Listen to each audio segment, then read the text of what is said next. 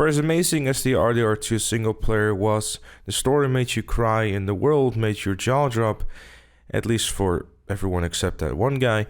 Red Dead Online always had a rough ride ever since its release, and fast forward to 2020 and the interest in the game is at an all-time low, at least for the long-time players. The sad reality is that Red Dead Online doesn't have an awful lot to offer in terms of content, and the only people really left playing the game these days are those who enjoy getting thousands of dollars that they don't know what to do with, and also new players who are not yet realizing what the game will be like if they maxed out all the roles. Because of this, event weeks are more aimed towards newer players, and while I understand that the frustrations that the long-term players feel when there's another stinker of an event week in terms of discounts and bonuses, the community team at Rockstar, or whoever makes the decisions for those, doesn't really have an awful lot to choose from.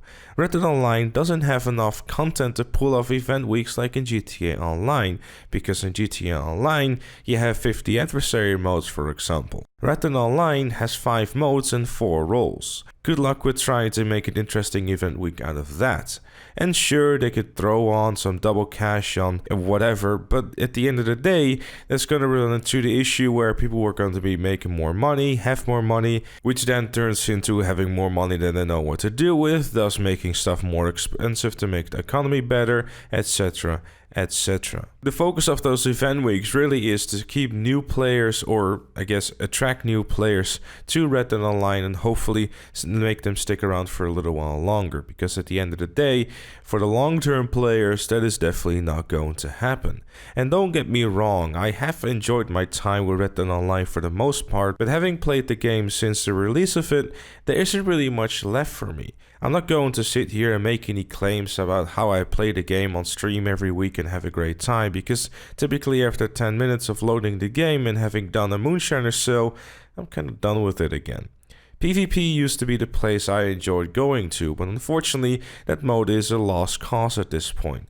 The bloom, the reliance on painted black, the tonic spam and the ability cards don't really make for a fun and balanced experience, especially when you get literal peanuts for playing them.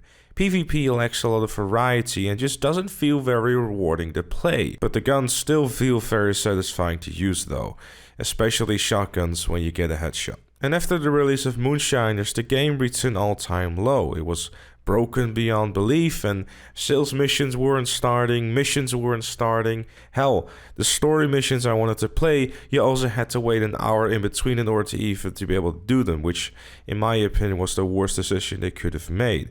And it wasn't until a few months ago that they actually fixed all that stuff aside from that stupid timer with the story missions. Moonshiners was arguably the worst thing that could have happened to RDO when it came out.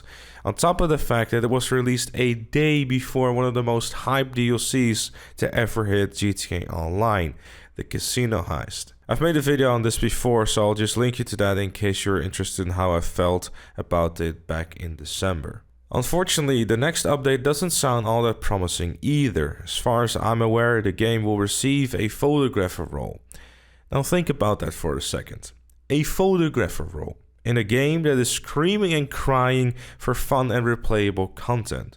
Instead, we're going to be taking pictures of horse penis for $5 a picture. Red Dead Online has become a bad joke that doesn't seem to have any signs of slowing down on the road of the disappointment train. I genuinely hope that this game will make the comeback that GTA Online did when the heist came out and everyone started coming back to the game, but I fear at this point it will need a unicorn type of miracle to be saved from the depths of hell it's currently in. But those are just some of my thoughts. Of course, I'd love to know what you think down in the comment section down below. Leave a like if you enjoyed, subscribe for more, and I'll see you all later.